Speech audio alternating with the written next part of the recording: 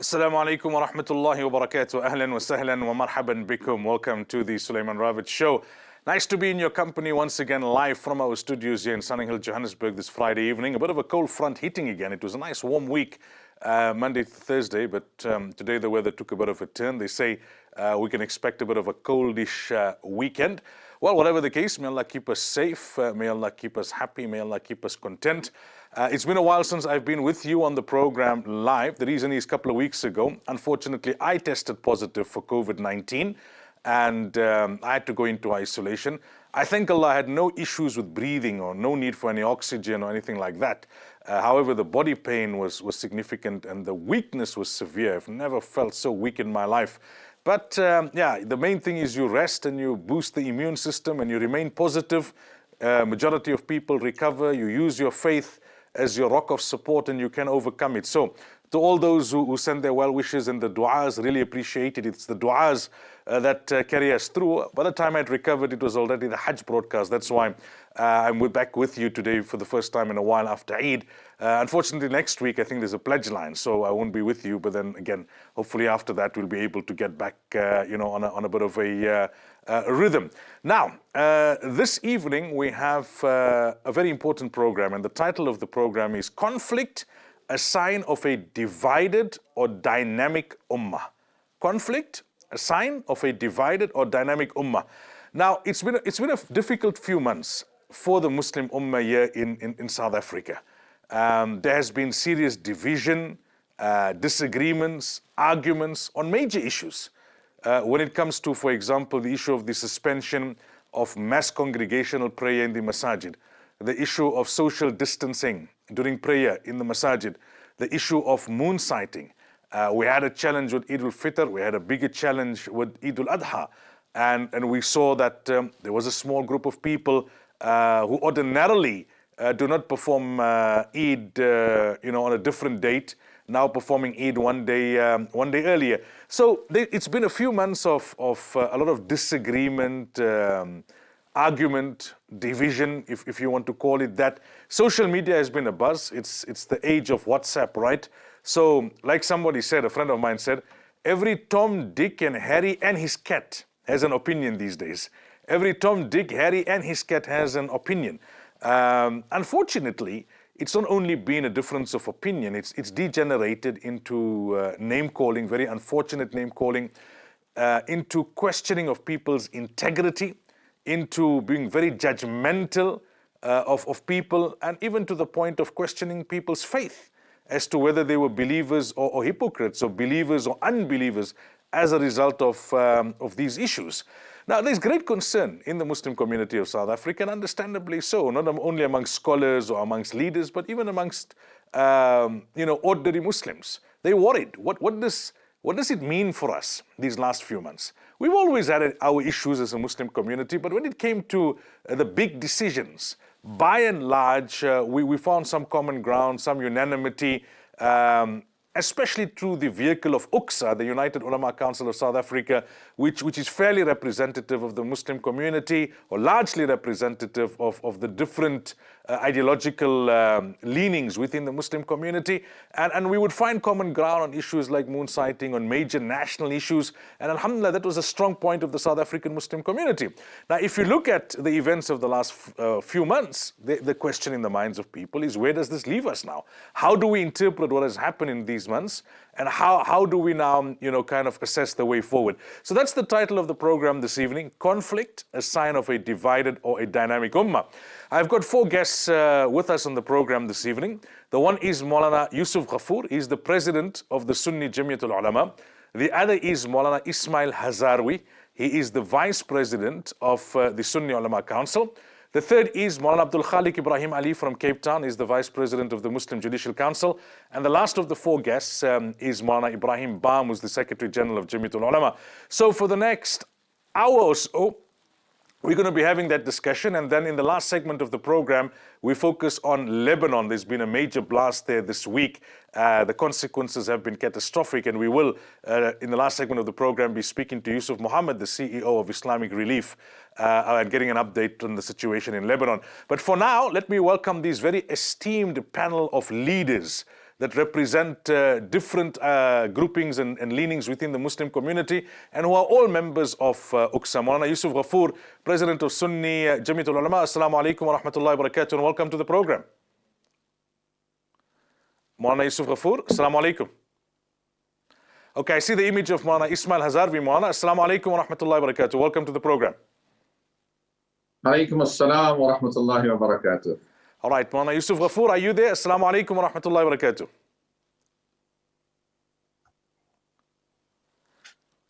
All right, let me move on. Moulana Abdul Khalik Ali, assalamu alaikum wa rahmatullahi wa barakatuh. Wa alaikum salam wa rahmatullahi wa barakatuh. Moulana Ibrahim Bam, assalamu alaikum wa rahmatullahi wa barakatuh. Wa alaikum salam wa rahmatullahi wa barakatuh. Okay, I'm just trying one more time. Moulana Yusuf Ghafoor, is he with us on the line? Assalamu alaikum wa rahmatullahi wa barakatuh, Moulana Yusuf.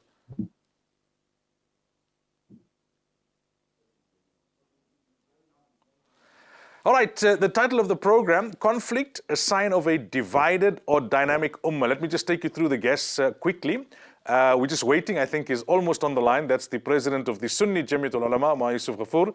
We've got Ma Ismail Hazarvi, the Vice President of the Sunni Ulama Council, Ma Ibrahim Bam from Jamiat Ulama South Africa, and Ma Abdul Khalik Ali from the Muslim Judicial Council. Let's try now. Ma Yusuf Ghafoor, assalamu alaikum wa rahmatullahi wa barakatuh. Welcome to the program. Wa alaikum assalam wa rahmatullahi wa barakatuh. Well, the first question is to you this evening, right? Take us back. Many young South Africans especially are not aware, and even elder South Africans may have forgotten. If we go back to the 90s, when UXA, the United Ulama Council of South Africa, was formed, what was the wisdom and the objective of the founding fathers regarding the formation of UXA? Why did they form UXA? What were they trying to achieve? Moulana, I would like you to take it a bit further. I think it was in 1983, when Moulana Taqi Osmani came to South Africa, and there was a statement that he had made that struck my mind, and he had said that we need to sit together when great countries that are enemies to one another, when they manage to sit with one another. Why is it so difficult for us as ulama, as Muslims that read the kalima la ilaha illallah Muhammad Rasulullah, to sit together? Yes, there are differences. We cannot, what you call that, all settle for one ideology. We might differ in certain ideology, but let us sit in 95 to 98%. We agree in most of the things, and that struck our mind. And the very first meeting that we had, that was within the Jamiat Ulama Natal and the Sunni Jamiat Ulama, and it was presided over by Moulana Taqi Osmani at the residence of Shu'aib Umar. And unfortunately, that was called the Zil Hajj Accord. That was not fruitful because we had within our own circle people that opposed it, and it fell off. The second attempt, when the new dispensation had taken place, the ANC government, they had sent a delegation that was headed by Ismail Wadi, asking the ulama and Muslims from throughout South Africa, representing every different maslak, to come forward and let us talk to that organization that represents the Muslims at large. The very first meeting, unfortunately, the Sunni Jamiat Ulama were not present. And because we were not present, Ismail Wadi made a point that if the Sunni Jamiat Ulama is not present in this meeting, we cannot go ahead with this meeting because there will be no unity. And on the second meeting, we came in, and it was decided that we call people from all different fraternities. And unfortunately, that was called the MPL, the Muslim Personal Law. That was not successful also because we had people from the medical fraternity, people from the law fraternity, people from different backgrounds, and unfortunately we could not sit together.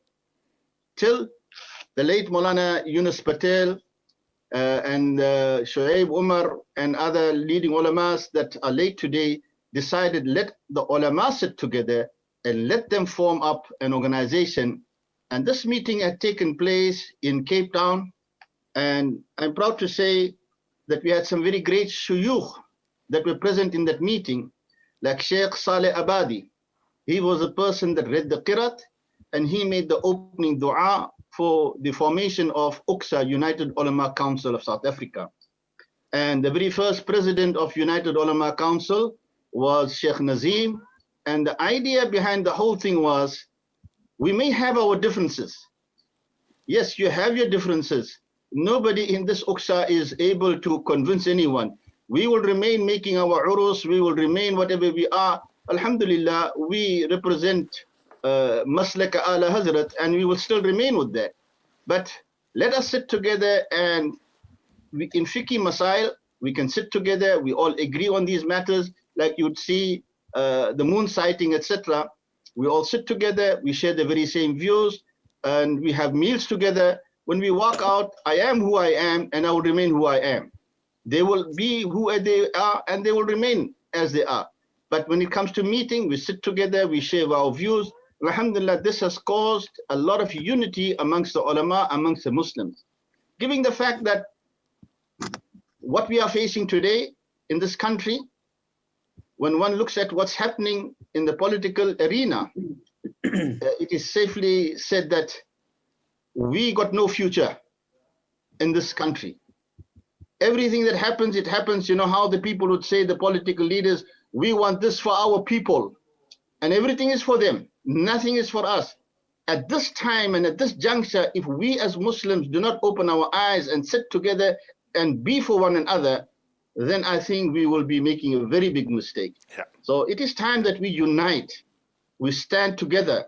Yes, we are going to have differences, but having that differences, we still need to sit together and keep our differences aside and try to work together and form up a unity amongst the ulama.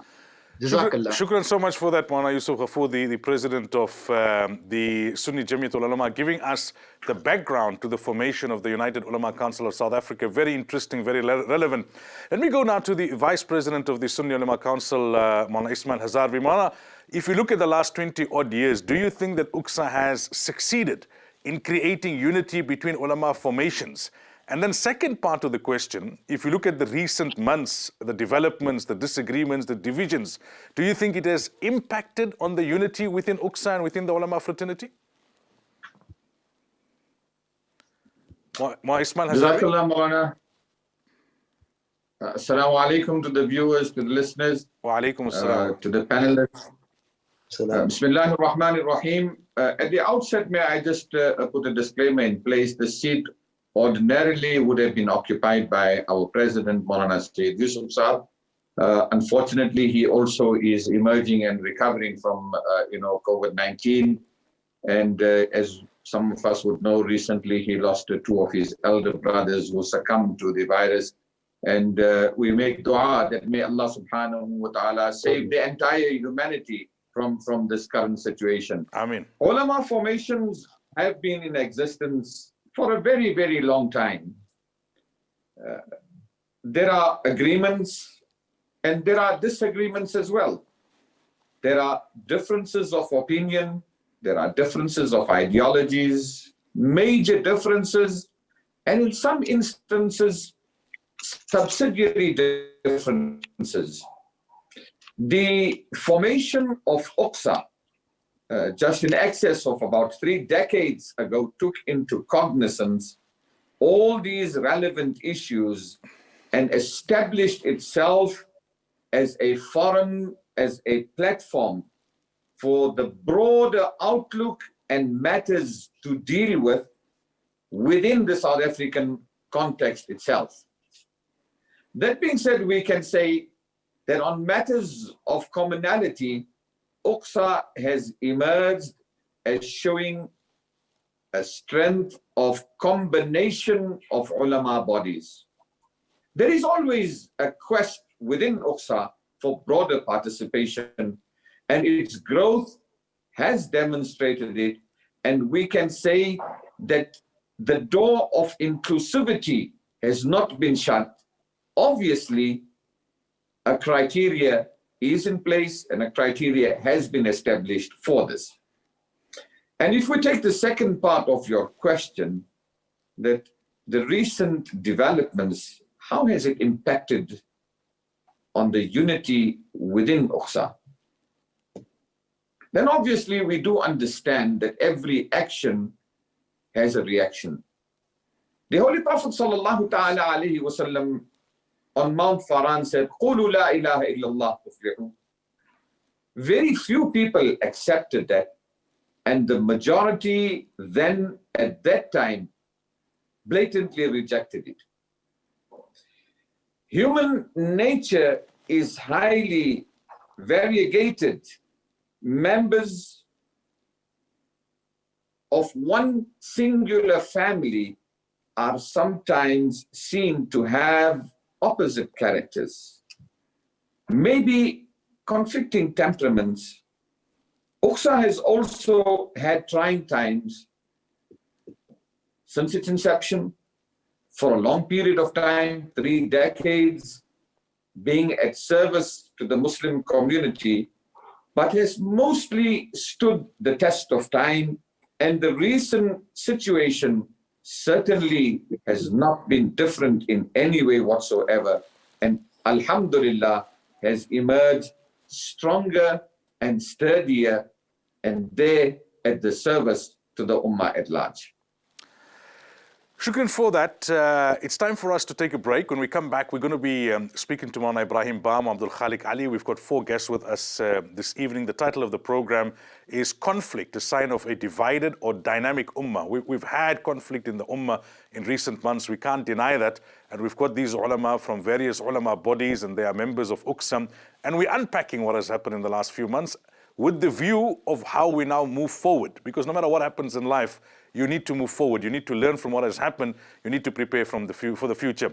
A very quick break. When we come back, inshallah, we're going to hear from Moulana Ibrahim Bam and Abdul Khalik Ali.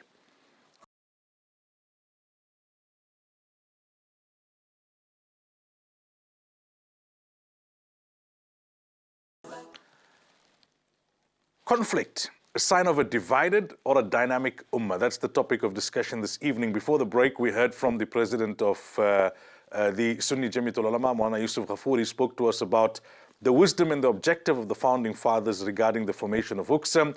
We also heard from Moulana Ismail Hazarvi from the Sunni Ulama Council, and he spoke to us about how UQSA succeeded in creating unity between different ulama formations of different ideological leanings. Now we move on to Moulana Ibrahim Bam from Jamiatul Ulama South Africa. Moulana, in your opinion, what is the greatest threat to Muslim unity in South Africa?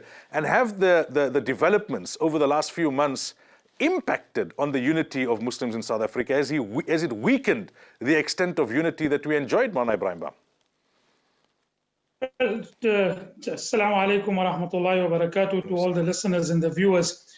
Jazakallah for the opportunity, and we make dua that Allah subhanahu wa ta'ala make this and all our interactions and actions worthy of Allah subhanahu wa ta'ala's acceptance and his happiness. Amen. So one important point, I think there are few reasons that the reasons for and the greatest threat to Muslim unity. One of them is Allah subhanahu wa ta'ala in the Holy Quran in several places has outlined that unity cannot come on its own. It is dependent upon Almighty Allah subhanahu wa ta'ala bringing the hearts of people together.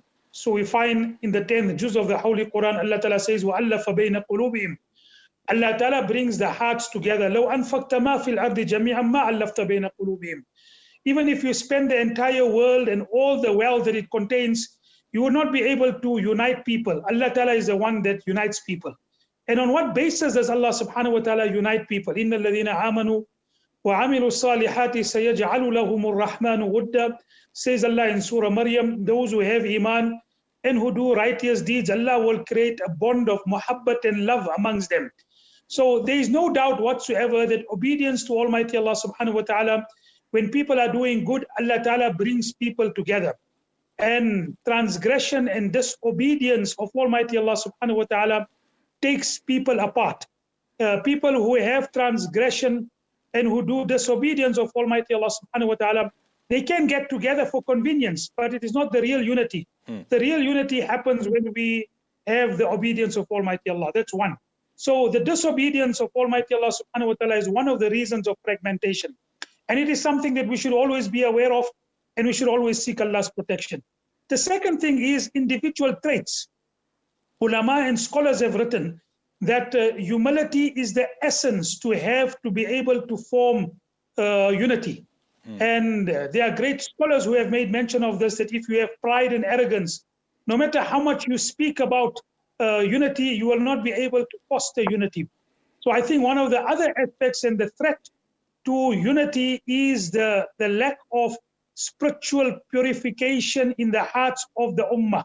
If there isn't that, and there is pride, there is arrogance, there is love for the self, love for ego, etc., then it becomes very, very difficult to be able to foster unity. And this is what we are seeing today.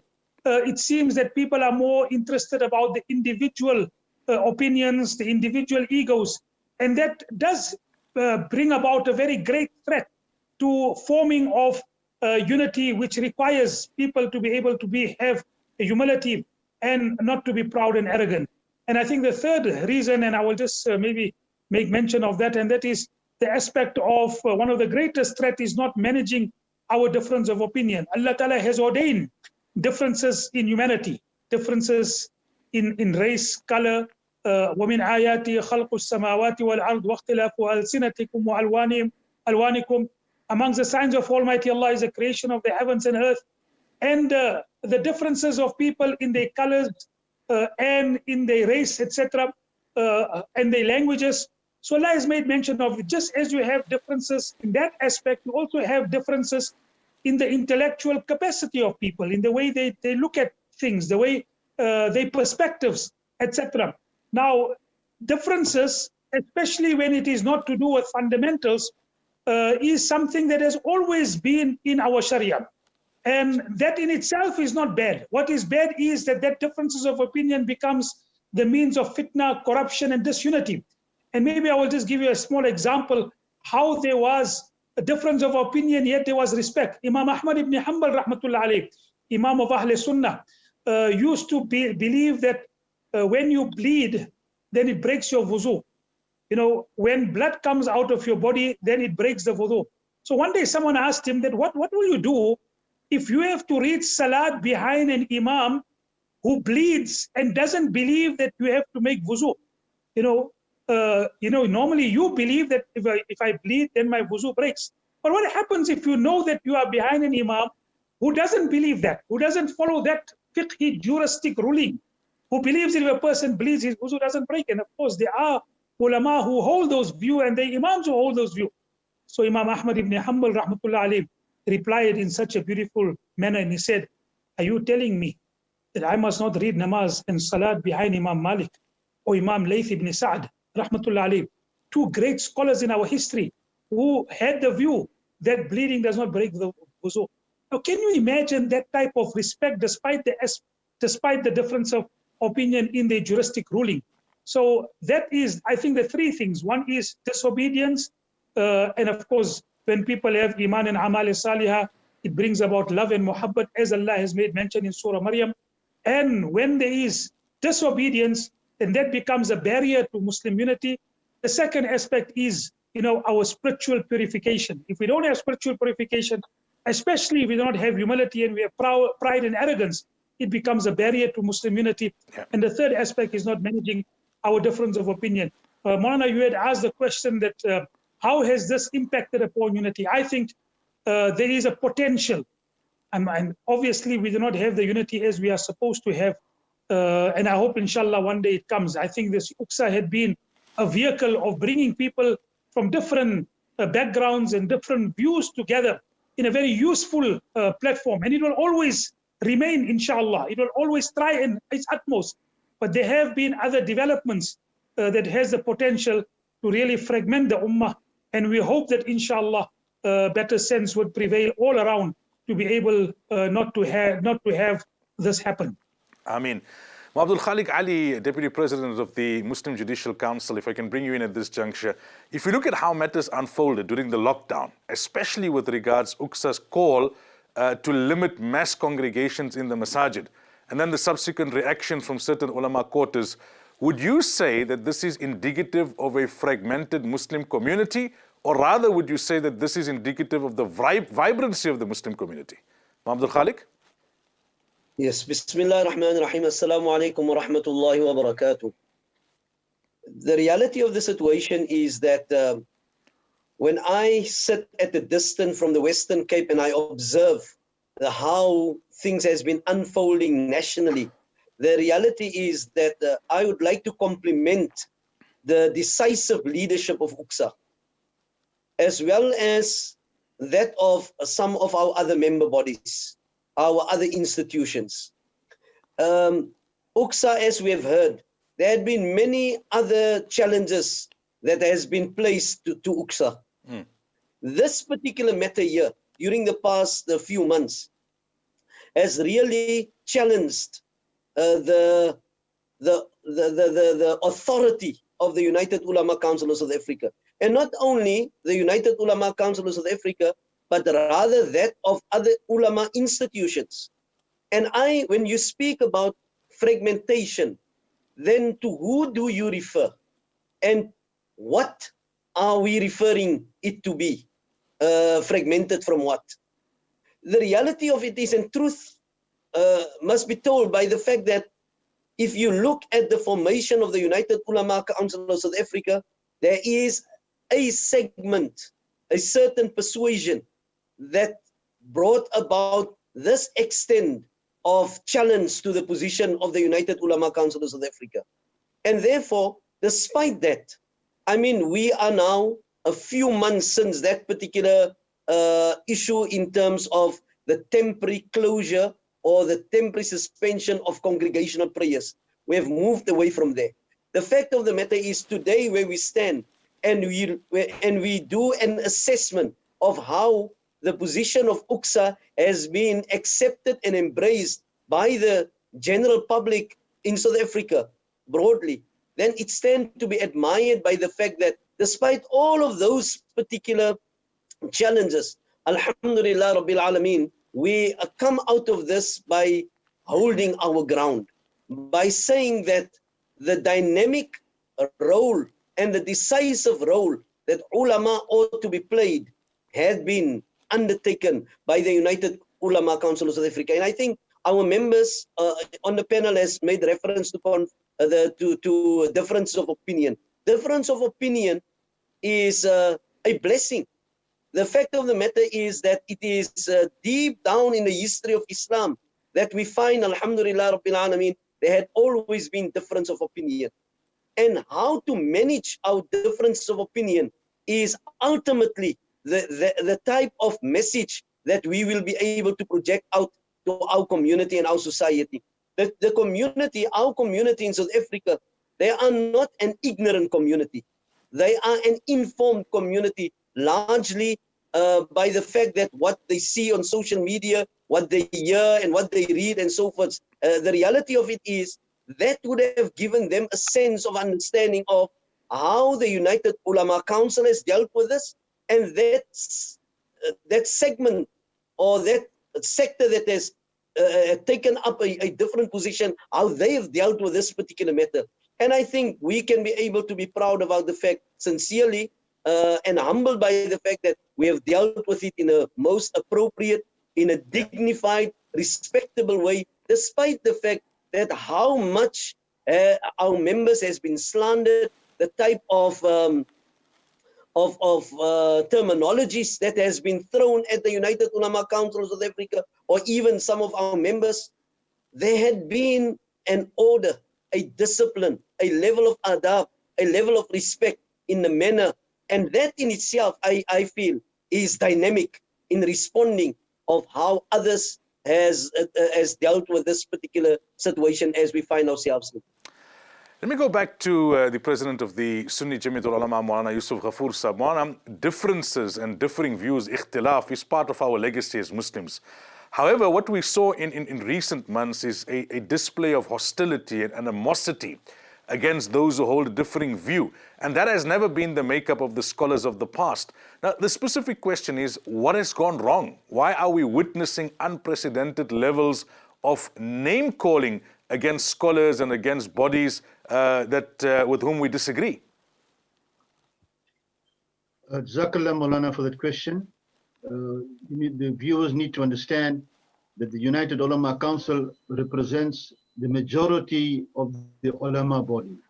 Alhamdulillah, we have branches right from the Northern Cape to the Western Cape, here in the KZN area, the Port Elizabeth area, and JUSA representing in Gauteng, the Sunni Ulama Council. There are some 9 major bodies, and Alhamdulillah, we have all agreed, and we don't have any problem within ourselves.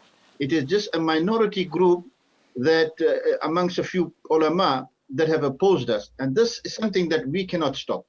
It is something that someone or the other is going to defer with our views and our opinion. This has been happening in the past. It comes to the matter of calling us names, etc. This is not the tariqah of the Muslims. The great ulama, the great imams of the past, they had their differences of opinion, but they respected one another. Moulana Bam had given an explanation about Imam Ahmad bin Hanbal, and I would like to give you the explanation of Imam Shafi'i radiyallahu ta'ala anhu when he came to Baghdad, and when he came to the mazar of Imam Abu Hanifa radiyallahu ta'ala anhu, he prayed his salah like a Hanafi. And when people asked him, you are the Imam of the Shafi mazhab, why do you perform your salah today like a Hanafi?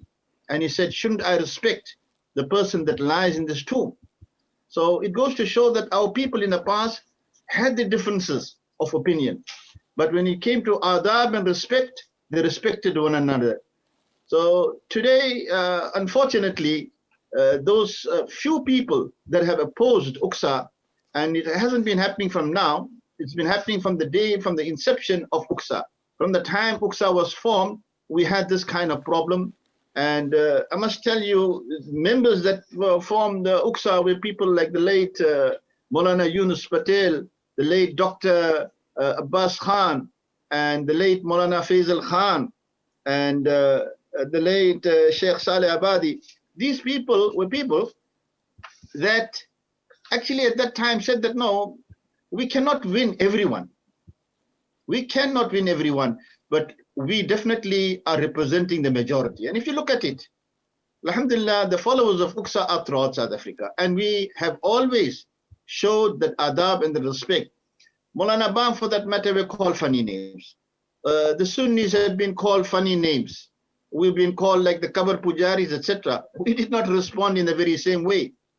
They make us kafirs, but we know who we are. Allah subhanahu wa ta'ala knows who we are. So this type of thing, we cannot put a stop to it. It is them that have caused such problem. And I must say that this is not the tariqah of our aslaf. Our leaders in the past did not do this. They explained and they showed discipline, and they showed adab and respect for one another. This kind of behavior, unfortunately, is not welcome in the Islam and in the Sharia. Jazakallah for that. Barakallah. Moulana Ismail Hazarvi from the Sunni Ulama Council. I mentioned in my introduction about this is the age of WhatsApp, social media. Things go viral. Even the most disrespectful of content, unfortunately, goes viral. Social media has changed the landscape in our societies. In your opinion, Moulana Ismail Sab, has social media played a positive or a negative role in promoting conflict and disunity amongst the Muslims of South Africa?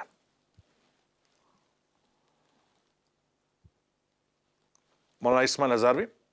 I think if we take reality and put that into place, naturally we would not be able to have this discussion today in the very manner in which we are having it if we did not make use of the current day and age technology that is with us. So taking that as a backdrop, then we also do take cognizance of the fact that there is that which you and I will term as awareness. There is information. There are viewpoints, present day diversification within our country, importation of ideologies through versions of social media platforms are most certainly some of the avenues that not only contribute to conflict and disunity, but also leads to confusion and at times mistrust as well. And then people would make use or would apply the rule or the general rule of generalization. And it is precisely here that the role of ulama become apparent. And they go back to Quran and Sunnah, pure and pristine Islam. And Allah subhanahu wa ta'ala says, أطيعوا الله وأطيعوا الرسول وأولي الأمر منكم. Obey Allah and His Rasul and those vested with authority from amongst you. The ulama then steer the ummah out of their state of confusion. The ulama decipher that information which arises through social media platforms, and they use their acquired knowledge of Quran and Sunnah and begin to clarify the misconceptions which are created by these platforms. Amidst worries of modern day avocations, a good, busy Muslim still needs and most certainly requires that correct way be shown to him. In other words, the Sirat al-Mustaqim. It is only the enlightened ulama, the rightly guided ulama, who can lead him to the straight path, so that while keeping the norms of a holistic Islamic way of life, yet he would be able to shine and be a star in the secular fields of his daily activities. Therefore, the ulama harness positivity from social media platforms and try their ultimate to eliminate negativity that emerges from such platforms. And it is their role, their zeal, their enthusiasm, their dedication to their way of life, to their practices, to ensure that deen in its pure and pristine way is relayed to the people through the platforms even at their disposal. Shukran, Moulana. It's time again for a break. When we come back, we're going to talk about the issue of moon sighting. We're going to talk about the issue of new ulama formations with our guests.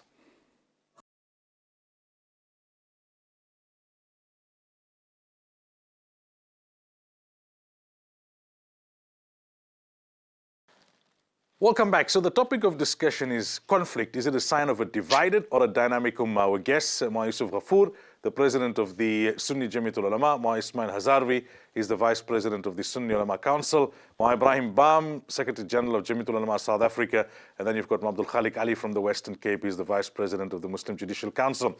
Ma Bam, we come to the very important question of moon sighting, and I'm just going to ask all of our guests, we just a bit pushed for time. These are complex issues which perhaps in subsequent programs we need to discuss in more detail. I think we need a full program for moon sighting. But in brief, Moulana, over the years, say the last 3 decades, UQSA has managed to keep the Muslims united with regards to the sighting of the moon. We were all making Eid on the same day, starting Ramadan on the same day. Would you say that division is now inevitable because you've got those who are calling for scientific calculations, you call those who are you have that group who's calling for following Makkah, then you've got a group who say we must accept in SADC or the broader part of Africa, and UQSA, to our understanding, has so far limited itself to sighting within the borders of South Africa. With the kind of diversity that we have within the Muslim community now, in terms of background and ideology, is it still realistic to expect that we're going to have the kind of unity that we had for the last 3 decades when it comes to moon sighting, Moulana? Jazakallah for that question. I'm always an optimist, and I hope, inshallah, we would be able to find ways to forge the unity. I know that there are many people who have cited fiqhi reasons and fiqhi sources to say that it is not a major thing if you have Eid and Ramadan in different days according to different interpretations of the ulama and the muftis of different formations. While that might be true in our history, it has happened. But I think what has actually people lose sight of, that this is a very emotional and a sentimental issue amongst the Muslim public and the Muslim Ummah. People look upon it as something that they would like it to be done on one day. They would like Eid and Ramadan to be on one day. And you cannot take away the emotions and sentiments of people. We in South Africa have been fortunate. I just joined the Jamiatul Ulama in the early 80s. And I recall that in the early stages, especially in the mid to the late 80s, there were differences of opinion and there were different Eids between Cape Town and Johannesburg and in Durban, etc.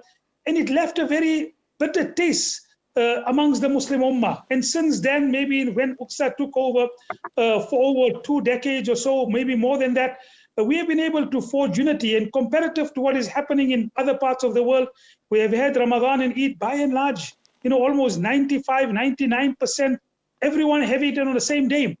And this has been something that has been one of the prides and one of the great achievements of UQSA, that despite people coming from different backgrounds and different views, we have been able to reach one decision. And there is a reason why many times people say, why does UQSA take so long in making its decision? Well, you can understand. One is a formation that is run by an individual who doesn't need to consult to be able to gain unanimity or unity, and he just makes a decision. And one is someone trying to bring 9 different organizations and theological formations together to make a decision. So it does take time to be able to forge and bring about that unity. And UQSA has been, for example, one of the things that you brought about the aspect of the neighboring countries, because of the fact that there was no unanimity. At that time, UQSA had taken a decision for the sake of unity within the country. We will stick to siting within the borders of South Africa to retain the unity of South Africa, to have Eid and Ramadan on one day. And if there has to be a change, it must be done unanimously. It cannot be done, or it cannot be left to one organization to make an individual decision, which will cause the Ummah to be in confusion. And I just think that, this particular aspect, having Eid on one day, is so sentimental and emotional that it is something that we should take into consideration. While there are some of the aspects that you have made mention, that there is an aspect of concern that this could now no more be the case because of different formations coming into the equation, because of different views coming into the occasion.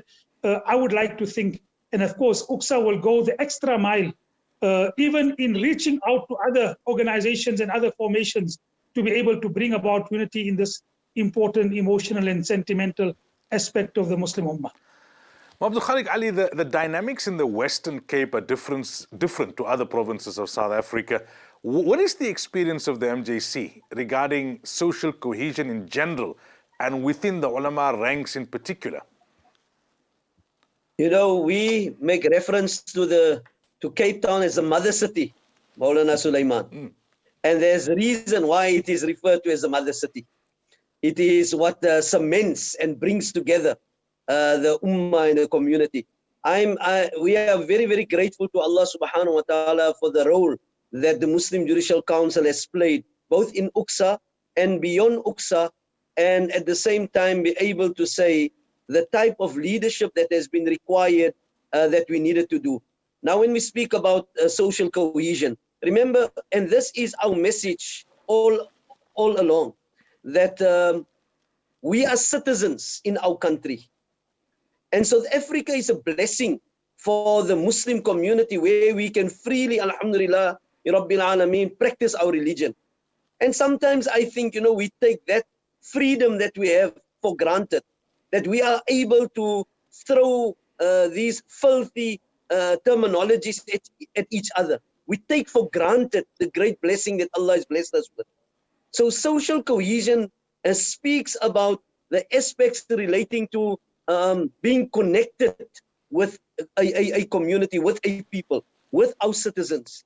And therefore, first and foremost, with regard to the COVID-19 matter, we needed to have understood really what is the situation on the ground. What is the reading and thinking of the ordinary South African citizen, how they approach this particular matter. And then we needed to develop a similar empathy towards what broader South Africa have understood from this particular dimension. And therefore, I'm very proud to say, this has led to us towards consultation. We engage our medical practitioners, and we are grateful and proud to say that they played an important pivotal role in terms of the position that the Muslim Judicial Council has taken and what we have undertaken. And so when the Quran says to us, Bismillah ar-Rahman ar-Rahim, Fas'alu ahla dhikri in kuntum la ta'alamun, that we need to consult. And consult with whom? Consult with those who are experts in their various fields. And we have made a number of consultations, not only with the medical fraternity, but even also in terms of the legal fraternity. And that is very helpful. Activists, political activists, that is able to help us to develop a thinking of how the Muslim community in South Africa should not be followers when it comes to social cohesion, but rather our beloved Nabi Muhammad sallallahu alaihi wasallam would want to see this Muslim community in South Africa with the opportunities that we have and what we are able to celebrate as a free Muslim, where we can be able to practice our deen. Subhanallah, the Nabi alayhi salatu wasallam would want to see us to be the leaders and where we can be able to lead. And therefore, وَتَعَاوَنُوا, when Allah subhanahu wa ta'ala says, وَتَعَاوَنُوا عَلَى الْبِرِّ وَالتَّقْوَى وَلَا تَعَاوَنُوا عَلَى الْإِثْمِ وَالْعُدْوَانِ, when a matter is definitive not haram, or a matter is not out of the jurisdiction of the Sharia, then ta'awanu ala al-birri wa taqwa created that opportunity for us to say, how do we help guiding a process in the South African context where the broader South African community can be able to see a vibrant Muslim community playing an active role in helping to mitigate and to navigate through these very challenging times. And here the Muslim Judicial Council, in its position that it has taken in terms of COVID-19, and also in terms of our national engagement, Alhamdulillah Rabbil Alameen, I am convinced has played an important role in helping for the broader South African society to understand the Muslim and the Islamic perspective around these particular issues. Barakallahu feekum, Moulana. We just have about 5 or 6 minutes left. I want to get through a few more important questions. Ma Yusuf Ghafoor, we live in the age of social media, Mufti Google. Like I mentioned in my introduction, somebody said today every Tom, Dick, Harry and his cat has an opinion. How has this affected the way our ulama make their decisions? There is the perception that many young people no longer turn to the ulama for guidance. How should ulama formations or UQSA for that matter be dealing with this? Moulana, at first I'd like to say that, you have the computer, you have the WhatsApp, you have the Google, you have the YouTube, etc. These are technology that could be very, very beneficial. But if the person does not use it the right way, it could be detrimental at the same time. Like, for example, if you take a knife, it can be very, very useful for cutting vegetables and other aspects. It could be of a great use to you. But if you take the knife and start poking one another, it could be detrimental. So the problem here is that the tariqah of the Sahaba Ikram and the Tabi'een and the Taba Tabi'een was where the Sahaba Ikram would come and sit in the presence of the beloved Nabi Sallallahu Alaihi Wasallam. There was that eye contact, there was that adab from the Sahaba Ikram that sat in the presence of the beloved Nabi Sallallahu Alaihi Wasallam. And whenever the Sahaba Ikram were asked a question, with adab and respect, the Sahaba Ikram would always say, Allahu wa Rasuluhu a'lam, that Allah and His Rasul knows best. That was the adab that the Sahaba Ikram had displayed. The Tabi'eens displayed a similar type of adab. They would always refer to the elders for any queries.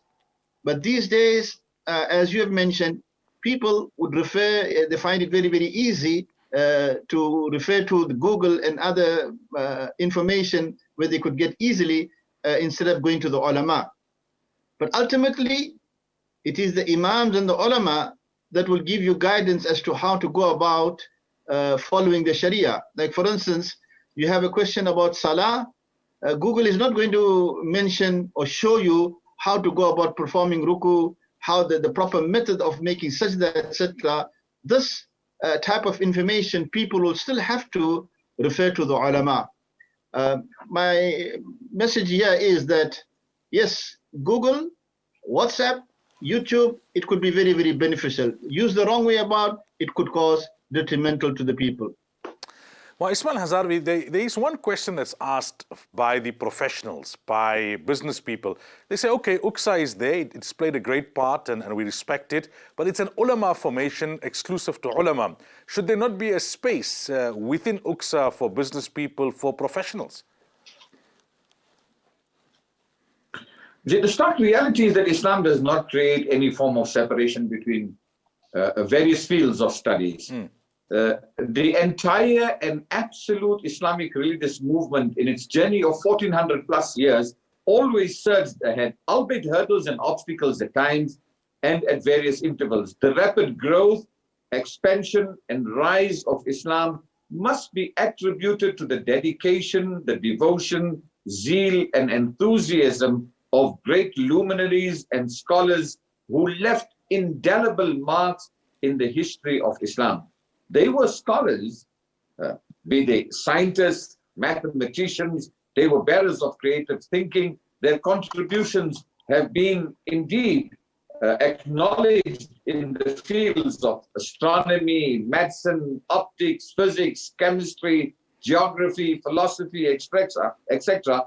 UCSA also does from time to time invite the services of the expertise from various fields, be it legal, be it medical, be it accounting, and an integrated approach is that which is always adopted by UCSA.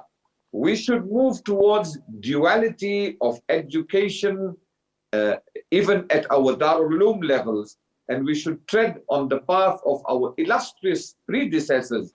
And they have shown to us many such ways. In fact, scholars like Ala Hazrat Imam Ahmad Rida Fadil Bareilly radiallahu ta'ala anhu was also mentioned, and he was a genius of approximately 56 different sciences, and he showed and displayed in so many ways. I'm talking of recent history, not about that which comes from the time of the Holy Prophet sallallahu alaihi wasallam to up to now. So this has always been a way of integrating and bringing together those formations where they are required for their expertise and their specific fields of knowledge. And this is the way UCSA certainly operates. Well, Ibrahim Bamsab, we've got 2 minutes before we have to conclude, but there's a very important question that is in the minds of almost every South African Muslim at the moment. We know now there's been an emergence of new organizations, and we know it's a free country, they have the right to operate. How can mainstream bodies integrate with these bodies, if at all, to ensure harmony?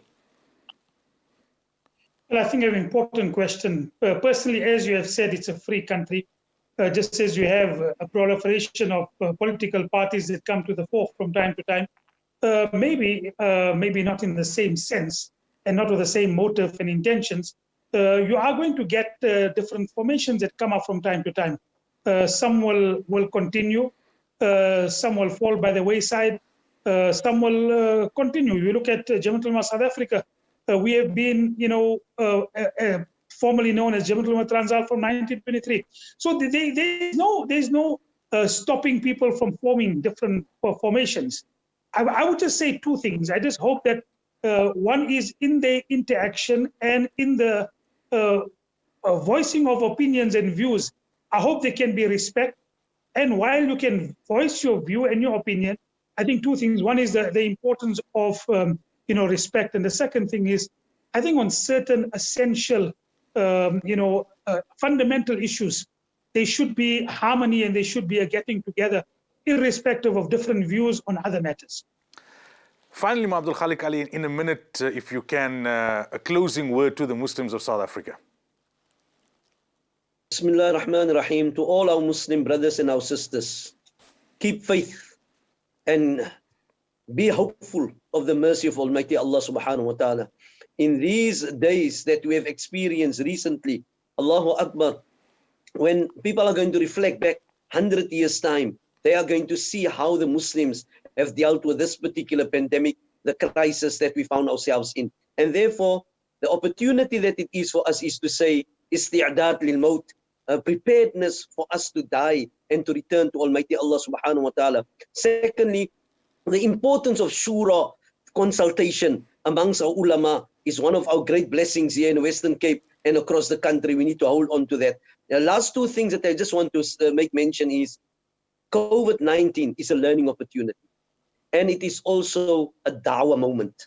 We must be able to see it as it is, that Allah has blessed us with a pandemic where we can be able to learn, where we can be able to be educated and be informed. And then at the same time, it is an opportunity of da'wah, both internally and externally, to showcase the adaptability and the beauty of the wonderful deen of Almighty Allah subhanahu wa ta'ala. I would like to say to all our viewers, thanks a lot for tuning in this evening, and keep hope, be spirited, be the leaders that Allah has placed us as the Khalifatullah fil ard. And at the same time, let us be the ambassadors of goodwill and good messaging to the broader South African community and society. Barakallah. Moulana Yusuf Ghafoor from the Sunni Jamiatul Ulama, Moulana Ismail Hazarvi from the Sunni Ulama Council, Moulana Ibrahim Bam from Jamiatul Ulama South Africa, and Moulana Abdul Khalik Ali from the Muslim Judicial Council. We say shukran to all of you. Barakallahu feekum. A really insightful discussion, and we hope to have more of this in the future, inshallah. Assalamu alaikum wa rahmatullahi wa barakatuh. To the viewers, we have a bit of an extension to the program this evening. We take a quick break. When we come back, we speak about a big story this week, and that's the blast in Lebanon with Yusuf Muhammad of Islamic Relief.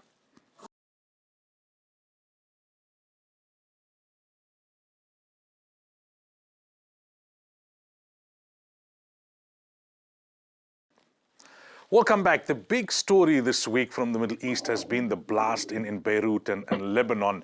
People have seen that video that went viral. Just looking at that video in the comfort of your own home gives you a huge shock. Can you imagine what it was like for the people who were in the vicinity of the blast?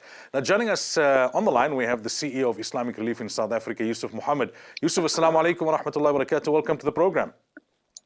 Wa alaikum salam wa rahmatullahi wa barakatuh. Shukran to you for hosting us on the show. Shukran to ITV, and assalamu alaikum to the listeners and the viewers. Naturally, people have been following the news. There's all the theories of what could have caused the blast and who's behind it, etc., etc. But can you paint a picture for our viewers in terms of the extent of the damage on the ground, the impact on the humans that reside in that area? Yeah, subhanAllah. They say that the explosion, of Tuesday, it was the equivalent to 2.75, or the equivalent of 2.75 tons of ammonium nitrate that was being stored in the warehouse. And the equivalent was of a 3.3 magnitude earthquake. So it was a severe, devastating explosion. We've seen the pictures. We've seen the huge mushroom cloud. At the moment, it's put down to just a fire that started or that ignited the ammonium nitrate that caused the explosion. Nothing other than that has come forth from the initial investigations. But the situation on the ground is dire. As Islamic Relief, we focus purely on the humanitarian situation. As of yesterday, the numbers in terms of people who have passed on, it's sitting at about 135. That number is expected to increase because there's still a number of people who are reported missing.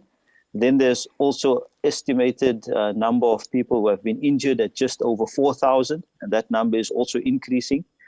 As they are busy, or the teams that are working in the area where the explosion occurred and surrounding areas, as they're going through the rubble, they are finding more and more survivors, and they're also finding more and more people who have passed on. So those numbers are increasing. About 300,000 people are currently without a place to live. The explosion, as we've seen, it was felt, subhanAllah, can you imagine, in Cyprus, which is about 200 kilometers away, the impact of the explosion was felt. So we've seen pictures even, up to 20 kilometers away from where the explosion occurred, windows of homes were blown in. So the situation is extremely dire. It's difficult. We know Lebanon has been going through a very difficult economic crisis over the last 3 years. And this is the last thing that the people of Lebanon needed.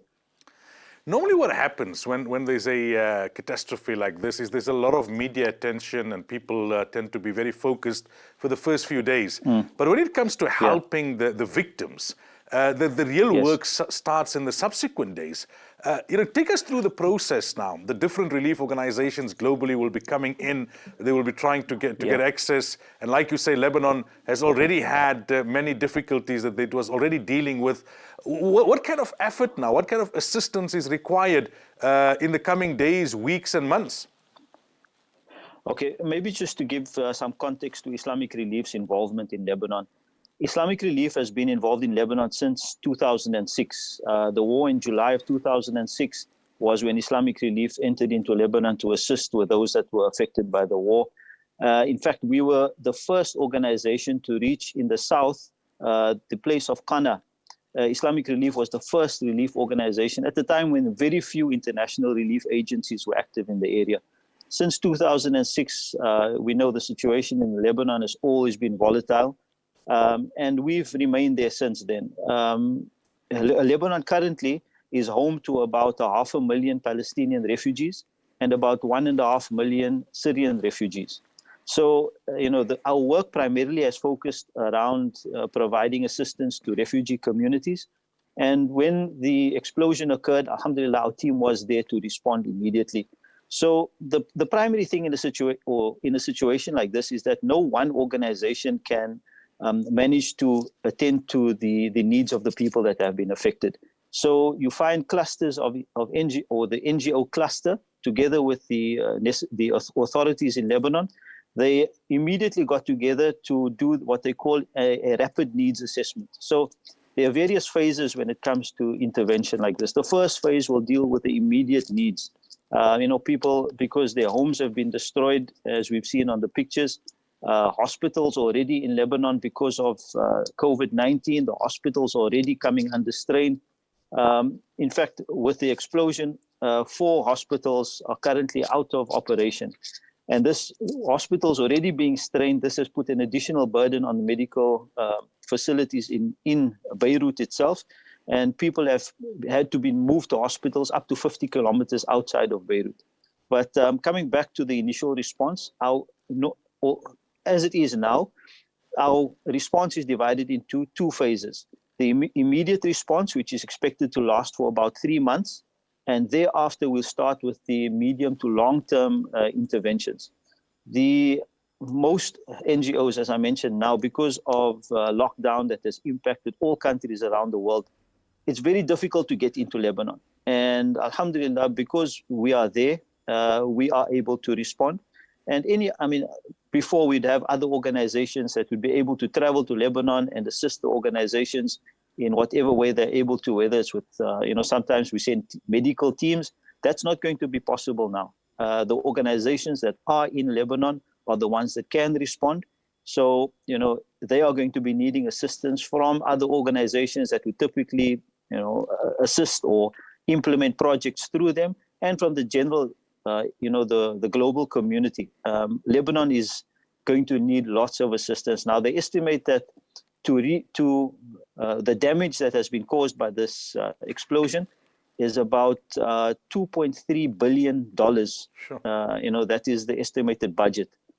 So as Islamic Relief, our first phase of humanitarian intervention, we've set out a budget of 600,000 British pounds. I'm talking in British pounds now because everything that we do is channeled through our head office because they coordinate. In a situation like this, it requires specialized people who have the know-how how to deal with a situation like this. So our head office is in contact with our office in Lebanon, and together they are planning the intervention in coordination with other humanitarian actors. Finally then, Yusuf, I understand there will be a pledge line next week, but in the interim, if people want to help and assist and support, website address or any contact details? Yeah, one of the things, like I said, because we have a presence there, our team in Lebanon at the moment are going to need lots of assistance.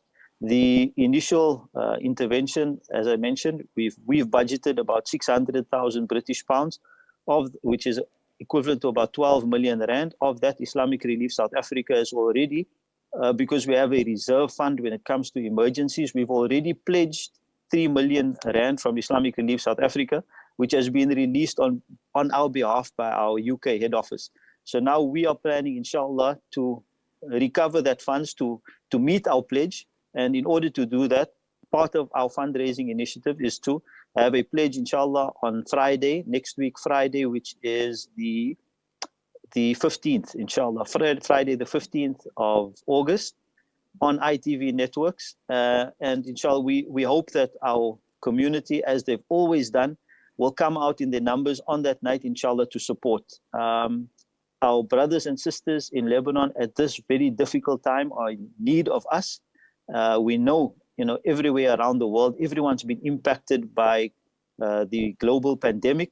But people that are living in situations where there's already conflict, where there already has been difficulty, this situation now just compounds the difficulty for them. And as you know, Moulana, I mean, you speak about this often, that we should always see ourselves as one ummah, And it's at times like this when the ummah is called to stand up and be counted when it comes to assisting our brothers and sisters in other parts of the world. They may be remote from us, but we have a responsibility to come to their aid. And inshallah, we're calling upon the viewers of ITV, those that are watching now, tune in next week Friday, inform your family and friends, and inshallah, there's an opportunity for you, for Allah subhanahu wa ta'ala to use you to be a means to provide relief for your brothers and sisters, our brothers and sisters in Lebanon, inshallah. Inshallah. Barakallahu feekum, Yusuf. Shukran so much for your time this evening. Jazakumullah khair, Moulana. Shukran again for hosting us. Alaikum salam wa rahmatullah. That was Yusuf Muhammad, the CEO of Islamic Relief, talking to us about the situation in Lebanon, and they are in the country, so they are able to assist with the COVID restrictions. Organizations who are out will struggle to get in, and they're having the pledge line next week Friday. Well, shukran for joining in and watching the program this evening. It's been very insightful, enlightening. Let's take the messages from those ulama that were with us previously as well, some important points they shared. Until next time, inshallah, fi amanillah, assalamu alaikum wa rahmatullahi wa barakatuh.